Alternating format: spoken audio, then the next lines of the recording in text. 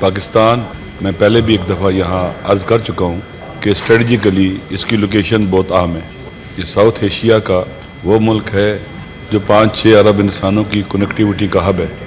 جب بھی کسی جگہ کی لوکیشن اسٹریٹجک ہو جائے جہاں وہ وہاں بسنے والے لوگوں کے لیے اس جگہ کے لیے اپرچونیٹیز لے کے آتا ہے، وہیں ان کے لیے تھریٹس بھی لے کے آتا ہے.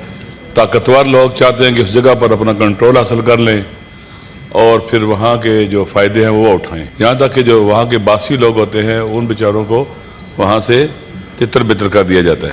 پاکستان جب سے وجود میں آیا ہے مختلف قسم کی مشکلات کا شکار رہا ہے، اس کو تھریٹ درپیش رہے ہیں. داخلی اور خارجی سطح پر ہماری اپنی نالائکیوں کی وجہ سے بھی پاکستان ٹوٹ گیا، 2 نیم ہو گیا، 2 لخت ہو گیا. اب باقی ماندہ پاکستان بھی خطرناک ترین بحرانوں کا شکار ہے. ہمارے وطن میں سیاسی بحران ہے، معاشی بحران ہے، امن و امان کا بحران ہے. قرآن مجید نے وَهَذَا بَلَدِ الْأَمِينَ، اس شہر کی قسم جو امن والا ہے، یعنی امن اتنا عام ہے کہ جو شہر امن والا ہے خدا نے قرآن میں اس کی قسم کھائی. وَهَذَا الْبَلَدِ الْأَمِينَ، قسم ہے اس شہر کی جو کہ امن والا ہے. حضرت ابراہیم علیہ السلام نے دعا کی کہ اس مکہ کو شہر امن بنا دے. خداوند متعال نے سورہ سبا کی 18ویں آیت کے اندر تذکرہ کیا ہے اپنی نعمتوں کا، اور جس عظیم نعمت کا تذکرہ کیا ہے کہ اللہ تعالیٰ نے ان لوگوں کے لیے دن اور رات کو سفر کرنے کو پرامن بنایا. جی order in the house please. امن اللہ کی بہت بڑی نعمت ہے. اس وقت ہمارا وطن اور ملک اور دنیا تقریباً ساری کی ساری ناامنی کی طرف جا رہی ہے. جب مائٹ از رائٹ ہو جائے، طاقت حق ہو جائے اور لوگوں کے بنیادی انسانی حقوق پامال ہو جائیں، ناانصافیاں پیدا ہونا شروع ہو جائیں، ناامنی وجود میں آنا شروع ہو جاتی ہے. جب تمام کے تمام ادارے irrelevant ہو جائیں، وہ فنکشنل نہ رہیں، اپنا کام انجام نہ دے سکیں، تو الٹیمیٹلی خلا پیدا ہوتا ہے اور معاشرہ جنگل کی طرح یا ملک جنگل کی طرح ہو جاتے ہیں. امن کسے کہتے ہیں؟ ابھی وہاں بات ہو رہی تھی، جناب وزیر قانون صاحب تشریف فرما ہیں کہ جو فیملی کے حوالے سے ایکٹ بنا، جو گھروں کے اندر خدا نخواستہ جو خواتین کے ساتھ کہتے ہیں کہ مس بیہیو ہوتا ہے یا سختی ہوتی ہے یا مار پیٹ ہوتی ہے، اس میں لکھا تھا اگر گھورنا بھی کیا ہے وہ جرم ہے. اپنی وائف کو گھورنا بھی جرم ہے. کیوں؟ اس لیے سے وہ ہراس ہوتی ہے اور ناامنی فیل کرتی ہے. گھر کے اندر ہم نے قانون بنایا، دونوں مشترکہ ایوانوں میں اس کو پاس کیا گیا کہ خاتون کی طرف گھورنا جرم ہے. کیوں؟ اس لیے سے وہ ہراس ہو کر ناامنی فیل کرتی ہے اور ناامنی پھیلانا جرم ہے. سر اس ملک کے اندر جب رول آف لا نہیں ہوگا، لوگوں کو بلا وجہ جیلوں میں ڈالا جائے گا، ان کی بات نہیں سنی جائے گی، ان سے گفتگو نہیں ہوگی، عوام کے الیکٹڈ نمائندے ایوانوں تک نہیں پہنچ سکیں گے، عوام کے ساتھ رابطہ ٹوٹ جائے گا،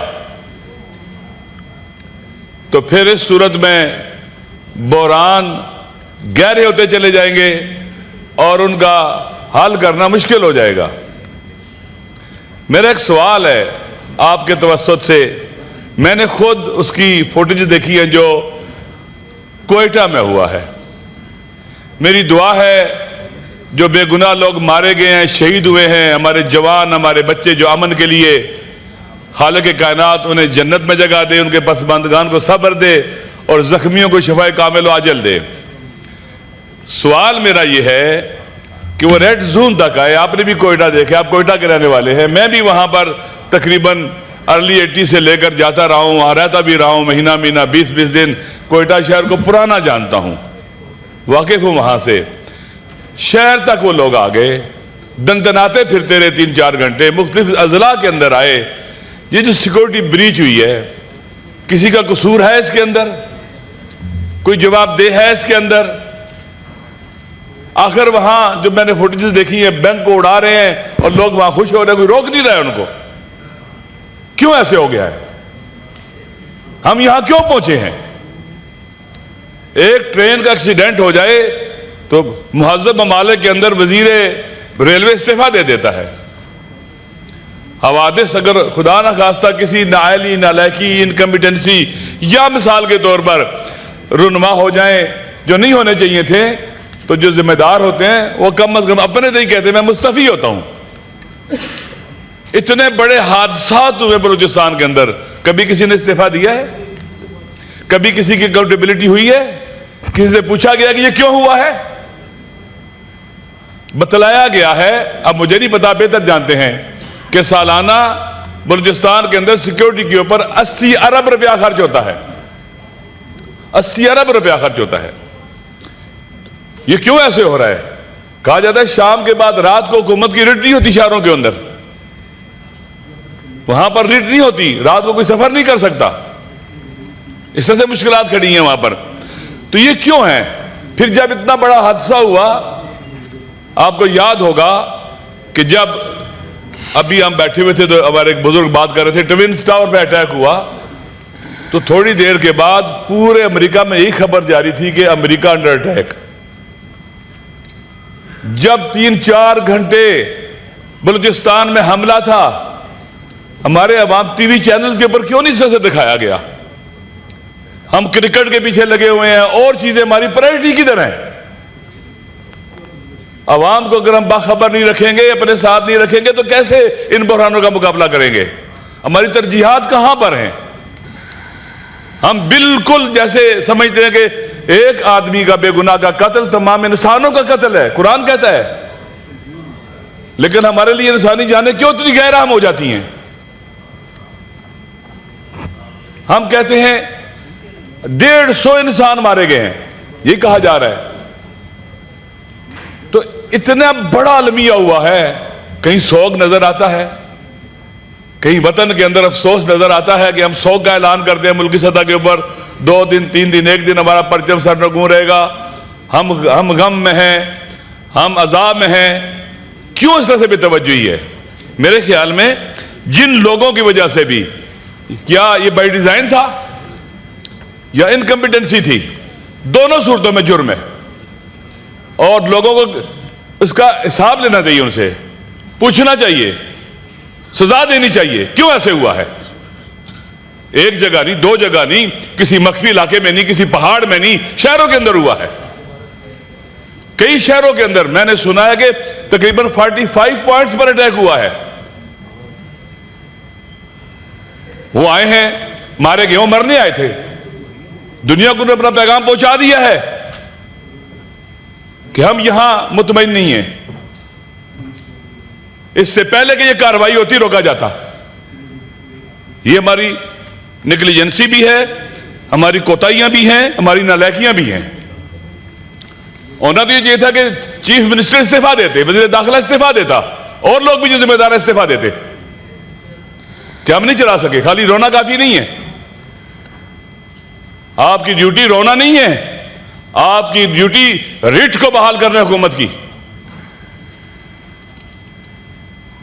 اسی لیے امن بہت اہم ہے. امن کے بغیر نہ معاشی ترقی ہو سکتی ہے، امن کے بغیر نہ ایک ہم اچھا معاشرہ بن سکتے ہیں، سوسائٹی بن سکتے ہیں. امن کے بغیر ہم رشد نہیں کر سکتے، ہم دن بدن نیچے چلے جائیں گے. اور نہ امنی کی بنیادی وجہ نا انصافی ہے. اگر نا انصافی ہو، گھروں میں لڑائیاں ہوتی ہیں، بھائی بھائی سے لڑ جاتا ہے، باپ بیٹے سے، بیٹا باپ سے لڑ جاتا ہے، شوہر بیوی سے اور بیوی شوہر سے لڑتی ہے، محلے والے آپس میں لڑتے ہیں، شہروں والے آپس میں لڑتے ہیں جہاں ناانصافی اور بے عدالتی ہو. ہمیں رول آف لا کی طرف جانا پڑے گا. بغیر رول آف لا کے عدل و انصاف نہیں آ سکتا. ہمیں ادھر جانا پڑے گا. ابھی دیکھیں، اگر ہمارے ایسے نمائندے جن کو عوام نے الیکٹ ہی نہ کیا اور وہ پارلیمنٹ میں پہنچا دیے جائے، ان کا تو عوام سے رابطہ ہی نہیں ہے، عوام میں وہ جا ہی نہیں سکتے، انٹریکٹ ہی نہیں کر سکتے، پوچھ ہی نہیں سکتے، سمجھا ہی نہیں سکتے. جب ہمارے الیکٹڈ نمائندے بظاہر جو آپ نے کہا الیکٹ ہو گئے لے آئے ہوں یہاں پر، وہاں عوام میں نہ جا سکے، بیٹھ نہ سکیں، پاکستان سے باہر چلے جائے خدا نہ خواستہ، تو اس طرح سے تو بھی چیزیں ٹھیک نہیں ہوں گی. اب ہم گولی سے نہیں ٹھیک کر سکتے. ساتھ ساتھ بات چیت کرنی پڑے گی، ساتھ ساتھ گفتگو کرنی پڑے گی. ان کو آن بورڈ لینا پڑے گا, بااثر لوگوں کو لے جانا پڑے گا, بات کرنی چاہیے ہمیں. اس وقت دنیا کے جو حالات ہیں ہمارے سامنے, آپ یقین کر لیں جناب چیئرمین صاحب, اسرائیل ہمارا دوست نہیں ہے, ڈونلڈ ٹرمپ ہمارا دوست نہیں ہے, نیتنیاہو ہمارا دوست نہیں ہے. ابھی بعض افواہیں چل رہی ہیں کہ فلاں ملک کی وجہ سے ہوا ہے, فلاں کی وجہ سے ہوا ہے. ہمیں ہوش کے ناخن لینے چاہیے, وہ کسی کے دوست نہیں ہے. ویسٹ نے کتنی نوکری کی ہے امریکہ کی, آج ان کے اوپر چڑھ دوڑا ہے, کہتا ہے گرین لینڈ میں نے لینا ہے, ٹیرف لگاتا ہے, اپنی مرضی ان پر ٹھوستا ہے, جو معاہدے کیے ان کو پاؤں کی ٹھوکر پر رکھتا ہے. دنیا بدل رہی ہے, آپ کے ہمسایہ ملک پر جنگ کے سائے منڈلا رہے ہیں, اور بلوچستان میں یہ ہو رہا ہے. یہ بہت خطرناک ہے. دشمن آیا ہوا ہے, خطے کا دشمن آیا ہوا ہے اس ریجن میں. ہمارا ہمسایہ ملک ایران خالی اس کے نشانے پر نہیں ہے, انہوں نے گریٹر اسرائیل بنانا ہے. اس کی سرحدیں کہاں سے کہاں تک جائیں گے, ہم کہاں ہوں گے؟ ان حالات میں ہونا یہ چاہیے تھا کہ ہم اپنا ہاؤس ان آرڈر کرتے, بات کرتے, ناراض لوگوں سے بات کرتے, اپنی اولاد کی طرح بیٹھتے, بات کرتے. بالآخر بات کرتے کرتے ہم ایک جگہ تک پہنچ سکتے تھے. جو خالی دہشت گرد ہیں وہ الگ ہو جاتے. لیکن اگر جناب چیئرمین صاحب, جو لوگ آئین کو مانتے ہیں, پاکستان کی بات کرتے ہیں, ہم ان کے ساتھ منفی رویے اپنائیں, ان کی خواتین اسلام آباد آئیں, ہم مس ہینڈل کریں. جو آئین کی بات کرتا ہے وہ دھرنا دیتا ہے 20-25 دن, اس کی بات نہیں سنی جاتی. لوگ کیا سمجھتے ہیں, نہ ہم الیکشن کے ذریعے, نہ پارلیمنٹ کے ذریعے, نہ عدلیہ کے ذریعے, نہ احتجاج کے ذریعے کسی طرح سے بھی پرامن ہم اپنے مسائل حل نہیں کر سکتے, تو کیا راستہ اپنائیں گے؟ پھر کیا راستہ اپنائیں گے؟ آپ کا اپنا بیٹا ہو, آپ کی باس کی بات نہ سنے, کوئی بات نہ سنے, کسی کی نہ سنے, وہ کیا کرے گا؟ آپ سے لڑے گا, گھر چھوڑ کے باہر نکل جائے گا, چلا جائے گا گھر سے. وہ ہمیں ہمدردی کے ساتھ چیزوں کو دیکھنا چاہیے. لہذا ناامنی, اب دیکھیں ہمارے وطن میں ناامنی ہر جگہ ہے. ناامنی سے کیوں ناامنی پیدا ہوتی ہے؟ روٹس کی طرف جانا چاہیے, جس وجہ سے پیدا ہوتی ہے. ابھی آپ دیکھ لیں پاکستان کے اندر ابھی 8 فروری آنے والا ہے, ہم نے احتجاج اناؤنس کیا ہوا ہے. آپ دیکھیں اگر یہ احتجاج پرامن طریقے سے ہونے دیں, لوگوں کا غصہ قانونی اور لیگل طریقے سے ختم ہو جائے گا, کم ہو جائے گا. اگر ہم ان کو ڈنڈے ماریں گے, یہ ناامنی پھیلائیں گے, ہراس کریں گے, ناامنی پھیلائیں گے, خوفزدہ کریں گے, ناامنی پھیلائیں گے. جناب وزیر قانون صاحب ہیں, رانا ثنا صاحب ہیں, حکومت کے لوگ بیٹھے ہوئے, آئیں اس ملک کو ایک جمہوری ملک بنانے کی طرف لے کے جائیں. آئیں لوگوں کو اپنا حق پریکٹس کرنے دیں. خدا گواہ ہے, کوئی نہیں لڑے گا, کوئی گولی نہیں مارے گا, کوئی جلاؤ گھیراؤ نہیں کرے گا. ناامنی اسی وجہ سے پیدا ہوتی ہے جب لوگ ہماری بات نہیں سنیں گے. ہم کہتے ہیں آئین, لوگ کہتے ہیں کہ تم آئین کی بات کرتے ہو, تمہیں آگے سے لتر پڑتے ہیں, تمہاری بات کوئی نہیں سنتا, تم ہوتے کون ہو آئین کی بات کرنے والے؟ اس لیے ضروری ہے جناب اسپیکر صاحب, ملک میں امن لانے کے لیے.